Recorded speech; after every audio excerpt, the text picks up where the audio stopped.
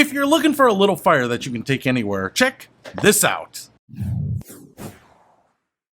What's happening, Panda Nation? Peter Von Panda here. I picked this up. It's a flame night light, and I don't think you need to use it just as a night light. I get scared of the dark a lot, usually because there are monsters in my room, and I don't mean mythical creatures. I mean those that actually use my closet as a portal to another dimension. So you may have that issue too, and you might want something like this. This is a little tiny campfire. As you can see here, it kind of looks like campfire. It actually reminds me of the flame on the torch of the Statue of Liberty. It's got a little base here. It's only about maybe 4 inches wide and stands about 7 inches tall here, but this is just translucent plastic, little matte finish plastic base. You can see it recharges there with USB-C. We have a power button right there, and if I turn it on, you can see that the light just goes on, and this is just a static light, kind of like a night light. One thing I want to show you is there seems to be like an LED pressed right up against the plastic up here at the top. Now, if I hit this button one more time, what we get is kind of that slow flickering. Yeah,